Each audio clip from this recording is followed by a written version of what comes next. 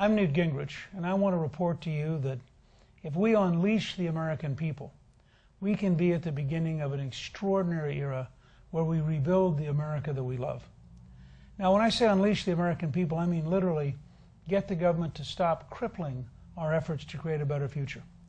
This is a big topic. It's one I'm going to come back to again and again in the next few weeks.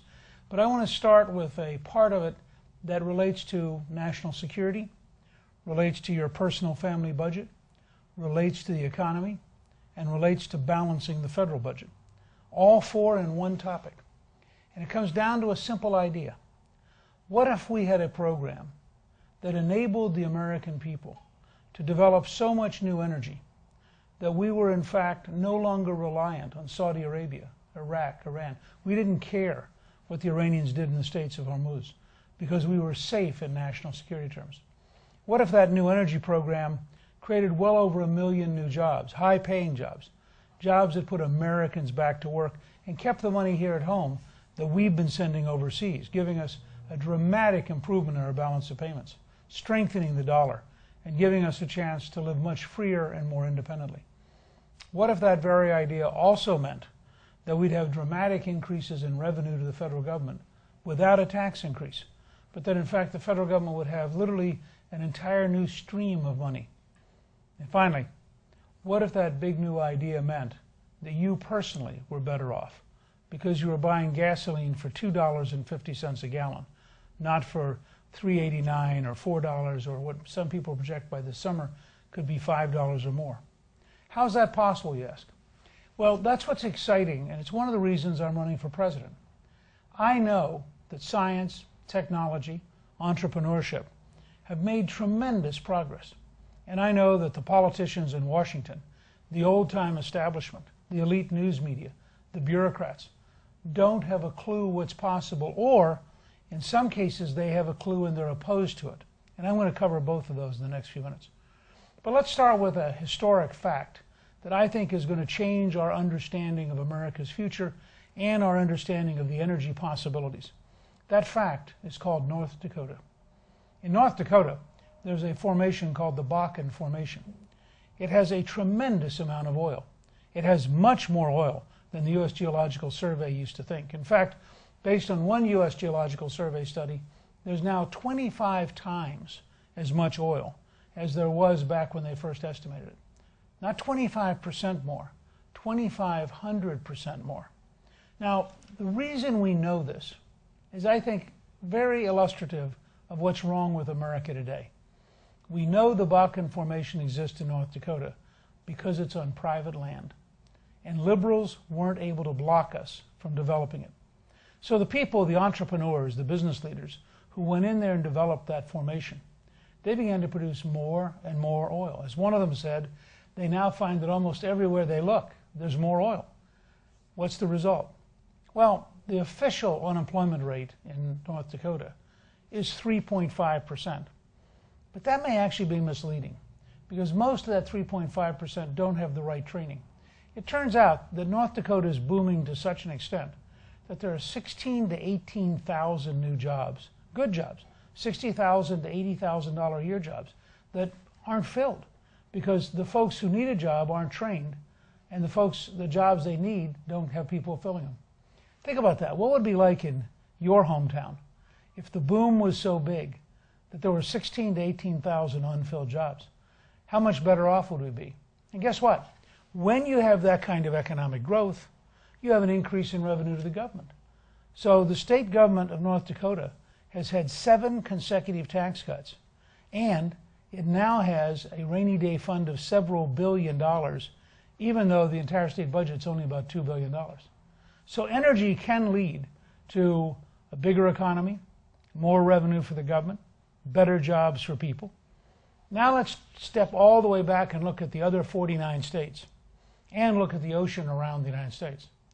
If North Dakota has that much energy, how much do we think we have everywhere else? Turns out we may have more oil in the United States today, given new science and new technology, than we have actually pumped worldwide since 1870.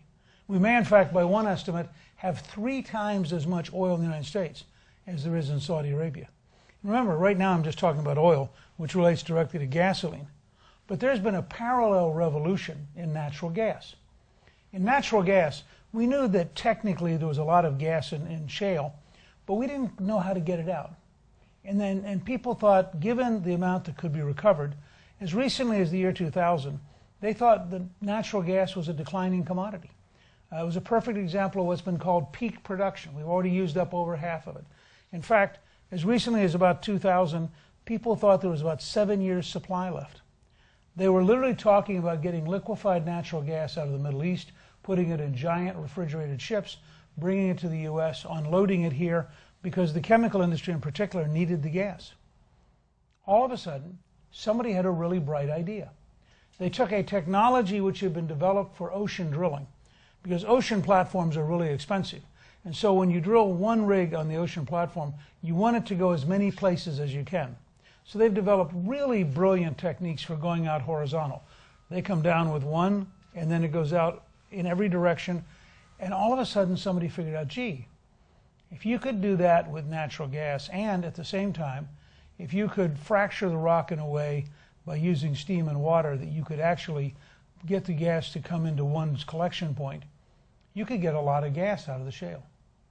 The net result was that we now have in shale tremendous amounts of natural gas that's recoverable. In fact, the most recent estimate is that we may have over 100 years supply of natural gas. Think about that. In one short decade, we went from 7 years supply to over 100 years supply because science and technology had improved so much. Furthermore, instead of us importing liquefied natural gas from the Middle East, there's now serious talk that we're going to build facilities in Houston and we're going to ship liquefied natural gas to China. So we'll be making money exporting natural gas where people thought we'd be giving up money 10 years ago importing natural gas. Now, what does this mean? It means in places like the Marcellus Shale in western Pennsylvania, in the areas of eastern Ohio, coming down all along the Appalachians, all the way out to Dallas, Texas, there is formation after formation after formation. And the result is not just money for big oil, but people who own the property, farmers. I had talked several years ago with Governor Jindal of Louisiana, who had just run into a farmer who suddenly discovered that he had natural gas on his farm, and he'd been given an amazingly big check by the natural gas company, and so he was very happy to find out that he had a better income, he was going to get royalties, and therefore the local economy around Shreveport was really beginning to grow. Now, I give you that background because these new sciences, these new technologies, and the entrepreneurs who use them are giving us dramatic new opportunities. This really matters for some very practical reasons. First of all, since the mid-1970s, we've known that the Arab states and Iran combined have dominated oil production and have used their leverage to raise the cost of oil and to bring political pressure to bear on the Americans and on the Europeans. Now, I want to get to a point where we produce so much oil in the United States that no American president will ever again bow to a Saudi king. I thought, frankly, it's time that we tell the Saudis the truth. We know that they are the largest funders of schools called madrasas, which teach hate. We know that they spend several $billions a year exporting a very, very extreme version called Wahhabism. We know that they're not straight with us. And up to now, our presidents have been too cautious to say, oh, gee, I don't want to offend the Saudis. I don't want them to do something with their oil supply. Well, we have an opportunity now to turn that around. We have an opportunity to build up the American oil supply, the American natural gas supply, so we can then tell the Saudis the truth, so we can deal with them from a position of strength, so we can no longer worry about the Persian Gulf. And at that point, if in fact the Iranians want to do something in the Straits of Hormuz, maybe the Chinese have a problem, or the Indians have a problem, or the Europeans have a problem. But I'm not sure at that point that the Americans are going to have a problem if we become, once again, what we were in World War II, the leading producer of oil in the world. And in fact, there's at least one study already out that says by 2017, if we do the right things, we will produce more oil than either Russia or Saudi Arabia, and we will regain by the end of the decade being the leading producer of oil in the world. What I want to do is accelerate that for a couple reasons. First of all, to get this economy back on track. If you had $500 billion a year that was not going overseas, that was paying royalties in the U.S., paying landowners, paying people to go out and develop the oil, paying pipeline builders, you would suddenly have a really booming economy right here at home. We have an opportunity to really help our economy. There's a second part. Every time gas prices go up, they're the equivalent of a tax on working Americans and retired Americans. Think about it. You go to the gas station. If you're paying $4 a gallon, you have a lot less money left each week than if you're paying $2.50 a gallon. Now, $2.50 may sound like it's an impossible number. That's baloney. When I was Speaker of the House, we paid $1.13 on average during the 4 years I was Speaker. When Barack Obama became president, we paid $1.89 that week. But the Obama administration is so anti-oil, so anti-gas, so anti-fossil fuels in general, including coal, that basically their view is if we have lots of it, they don't want it. They're prepared to do almost anything to stop the development of these kind of programs. You may think I'm exaggerating, but let me give you an example. In North Dakota, where the developments are on private land, so the liberals haven't been able to stop them, the Obama U.S. Attorney for North Dakota filed a lawsuit because 8 migratory birds had been found dead near oil fields. Now, I want you to think about this. Thousands of migratory birds are killed every year by wind turbines. But wind turbines are one of President Obama's favorite alternative fuels, so they're green. Therefore, although they kill birds, they're green, so they're good, even though what they're doing may not be good. And I happen to think wind is a legitimate source of energy, and I've noticed often that, for example, Iowa produces 20% of its electricity from wind, the second largest producer in the world after Denmark. So I'm not anti-wind, but I think it's fascinating. The selective prosecution of oil companies over 8 birds because the ideological radicals in the Obama administration so deeply dislike using oil. You have the same challenge with the way in which we now fracture rock called fracking. And the Obama administration has literally assembled multiple agencies to hold workshops and trying to figure out how to stop it. It's almost as though anything which succeeds, anything which enables Americans to have a better life with more income, with less expensive energy, is somehow bad. To show you how far this is going, even though we have today the highest price average cost of gasoline in history, that's right, President Obama has taken us from $1.89 to the most expensive gasoline on average we've ever had. They're still not satisfied. The Environmental Protection Agency under President Obama has a proposal for a brand new regulation that would on average raise the cost of gasoline another 25 cents. And that's still not enough. The Secretary of Energy, Secretary Chu, who in many ways ought to be called the Secretary of Anti-Energy, said before he was named Secretary, he really wanted American gasoline prices to reach the European level. That'd be $9 a gallon. Now, you have to be somebody who doesn't understand America if you think that people who live in a state like Montana, Washington State, Idaho, Minnesota, for that matter, Michigan. Look at the distance you drive from Detroit to go up to Mackinac Island or to go to the Upper Peninsula.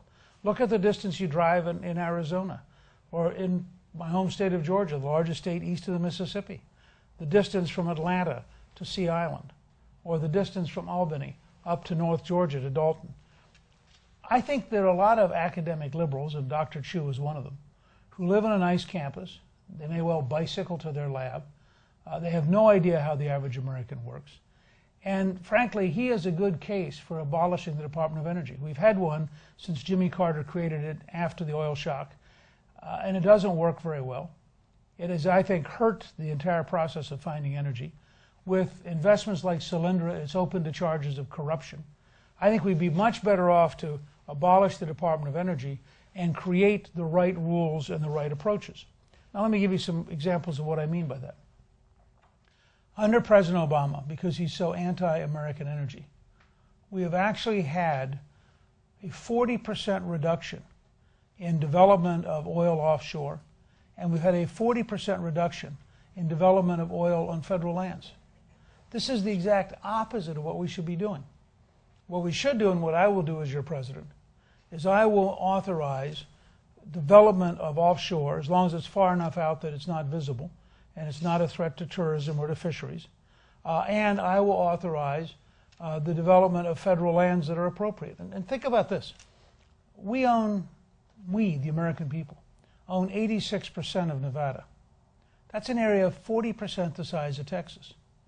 And mining is the second largest employer in Nevada. If the federal government were more willing to open up parts of Nevada, we'd have a lot more jobs. We own 69% of Alaska. Alaska is, in fact, twice the size of Texas. That means we own 1.5 Texases. So you could offer the environmentalist half of Texas, 125,000 square miles. They could take national parks, polar bear areas, walrus areas, glaciers, an area half the size of Texas. That would leave us for development, for looking for oil, for gas, for coal, for minerals, an area literally the size of Texas that's currently undeveloped. So when I suggest to you, with the new technologies, with the new ability to have very sophisticated seismic exploration to target where the reservoirs of oil and gas are, with the ability to go out and have very sophisticated and efficient methods of going down and finding them, we could have an explosion of new energy, new sources, and new capacity. There's no reason we can't set 4 goals.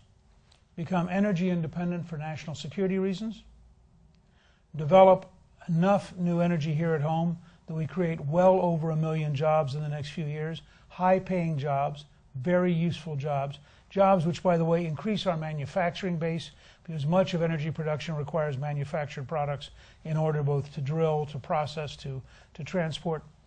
Third, by using federal property and by allowing offshore development on federally controlled waters, we get paid a royalty. One of the leading experts on North Dakota has suggested that we might well have, over the next generation, $18 trillion, not billion, $18 trillion in royalties that we could gather for the federal government with no tax increase. And in fact, to accelerate that, I propose the following tax changes. I propose we go to zero capital gains tax, so hundreds of billions of dollars pour into the United States to enable us to have new investment, new factories, new exploration, new companies. I've suggested a 12.5% corporate tax rate, which will liberate about $700 billion in overseas profits to bring them back home to be reinvested and to allow our companies to compete everywhere in the world. I've also proposed that we abolish the death tax permanently so that we're in a position where family businesses can focus on job creation and on being successful, not on hiding from the IRS. I've also proposed that we have 100% expensing. And what that means is when you invest in new equipment, you'd write it off in 1 year. Now that's really important because it means if we're going to go out and find new oil, we're going to move the oil with pipelines, we could make it very desirable to develop energy in America and to develop manufacturing in America so that the energy companies would be buying from American manufacturers, and you'd once again have rebuilt our machine tool industry and rebuild our industry that supplies goods and services. I was in a company that makes forklifts, Extreme Manufacturing, in Las Vegas, Nevada, and they were looking forward to the Keystone Pipeline because they were building the forklifts in Nevada that were going to be used to build the pipeline. So there are jobs all over the country fitting back into this reemergence. I guarantee you that as your president, on the very first day, I will sign an executive order approving the Keystone Pipeline so that oil can come from Canada through the United States to Houston and Galveston. That way we'll have 30,000 to 50,000 new jobs building the pipeline, and for the next 50 years, we'll have people working to maintain the pipeline, we'll have people working to process and refine the oil products, and to ship them out of the ports of Galveston and Houston. It is a win-win program. I am dedicated to making sure that the Canadians do not have to have a partnership with China to build a pipeline due west across the Rockies. I want them to have the less expensive, more effective, and frankly more pro-American pipeline that comes right down to Houston and enables us to make money with our Canadian neighbors in a way that's positive for both countries and that helps increase our national security. So these are very practical steps we can take. A president who is willing to replace the Environmental Protection Agency with a brand new Environmental Solutions Agency dedicated to common sense, to science and technology, to innovation, and to being economically rational. A president dedicated to opening up offshore so that we can develop the maximum amount of American oil and gas right here at home. President willing to use federal lands that were appropriate, not national parks, not areas of great beauty, but we have millions of acres that we can allow to be developed in a way that will be good for America, good for our economy, good for our national security. A deliberate strategy to bring down the price of gasoline to $2.50 a gallon or less so that you can afford to buy the kind of car you want. And remember, once we prove there is no peak oil, once we prove that in fact there's a huge volume of energy out there that we can develop if we're willing to do it, there's no reason to have CAFE standards. CAFE standards were adopted for automobiles as a response to the Arab embargo in the 1970s. But if we're going to produce plenty of energy, let the American people buy the car or truck they want. We don't need this meddlesome Washington bureaucracy and Washington politicians dictating to the rest of us what we should do and how we should live. People, if they go to work and they earn a living and they pay their taxes, when it's their take-home pay, it ought to be their decision. And they ought to have the freedom to drive what they want to, and they ought to have the freedom to enjoy the things they want to enjoy. And they shouldn't be told by some Washington bureaucrat or some Washington politician what they have to do. And frankly, if we eliminate the CAFE standards, all of our auto companies are going to be healthier overnight. The American people replied to earlier bureaucratic meddling by moving from full-size cars when they were outlawed to trucks. So the effect wasn't to have us go to smaller vehicles. It was just to shift us out of cars into trucks. And I think we need to understand the American people really are proud about their right to choose the way they want to live without politicians and bureaucrats telling them what to do. Let me say finally, if we do all this, the amount of money we're going to generate is going to enable us to move towards a balanced budget if we control spending, if we modernize the federal government, if we adopt anti-fraud procedures, if we abolish a couple of departments, if we take the 10th Amendment project that Governor Rick Perry's agreed to head up, and we return power back home to state and local government, those things will enable us to move back towards a balanced budget. I know this can be done because when I was Speaker of the House, I worked with President Bill Clinton, and we passed the 1997 Balanced Budget Act, and out of that came 4 consecutive balanced budgets. We paid off $405 billion in debt. So when I look at the scale of the Obama deficits, the amount of money he's throwing away, the wasteful use of his credit card, I know that we can do better. And I know that if we open up American energy, think about the things that happen simultaneously. We get a lot more jobs. That's people who come off of unemployment. They come off of food stamps. They come off of welfare. They come off of public housing. They come off of Medicaid. All that saves us money. And they go to work taking care of their family and paying taxes. So government revenue goes up, government expenses go down. Second, I know that when we develop this, the companies are going to make more profits. So they're going to pay more tax back to the government. And I know that the royalties we're going to get from federal land and from offshore developments is going to pour in by the billions. And in fact, if the estimates from North Dakota are right, it could literally be pouring in at the rate of $100 billion or more a year of increased royalties without a tax increase. So there are a lot of positive things that can come all simultaneously. And finally, as a national security matter, it allows us to say to the oil developing dictators, whether they're Venezuela, Saudi Arabia, Iran, you name it, that we are going to be standing on our own 2 feet, that the United States is not going to bow to anybody, we're not going to be blackmailed by anybody, and as we get to a balanced budget, we're going to start paying down our debt, paying off the Chinese-held bonds, so that we become truly, once again, independent and able to do what we believe in on our terms without having to deal with the kind of pressure you might get into either because somebody's holding on to your oil or because they're holding on to your U.S. Treasury notes. Either one is a form of leverage over us and weakens us. I believe that it's very important that we take advantage of this. But notice what I've outlined for you. Here is a whole new approach. It's positive. It's exciting. It means you'll have more money in your pocket because at $2.50 a gallon, you can figure out for yourself, what does that save you annually? And if you're in a family that has several cars or several trucks, it saves you a lot. If you're an independent trucker, it saves you a whole lot of money. If you live in a town where trucks are bringing your groceries and they're bringing things to your local mall, you're going to save money. Every time you can lower the cost of energy, you make it easier for us to have manufacturing and you lower the cost of living. So it's a win-win environment. You also know that if we do this, we're going to have a lot more jobs. And we need a growing economy with a lot of new jobs because we want to be a country where America works best when Americans are working. We're not a country of food stamps and welfare. We're a country of the work ethic, of a job, of take-home pay, of opening up our own business. And this kind of an energy program will do just that. I know it's different. I know a lot of folks in the establishment will say it's unrealistic. These are the same people who said to President Reagan when he said we could defeat the Soviet Empire, now be reasonable.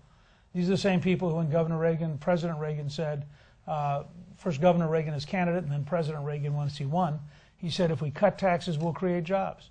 They said that's voodoo economics. Well, it created 16 million new jobs during his presidency.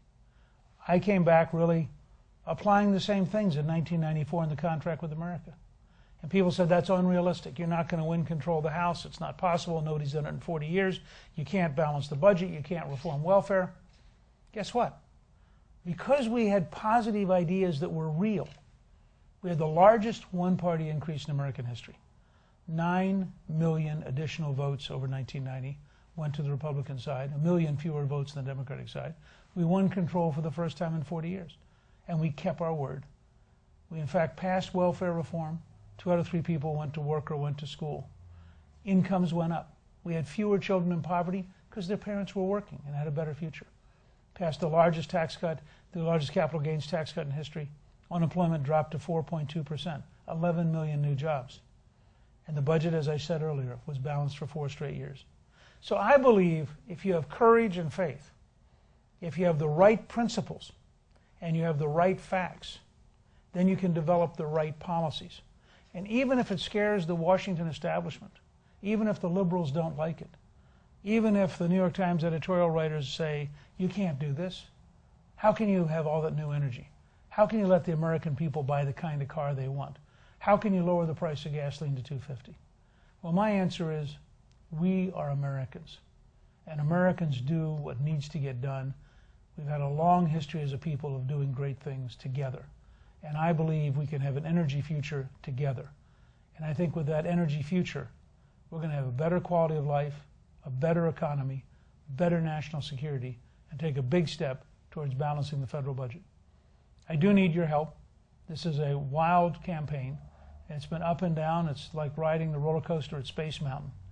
And I'd love to have you come to newt.org and sign up and help us.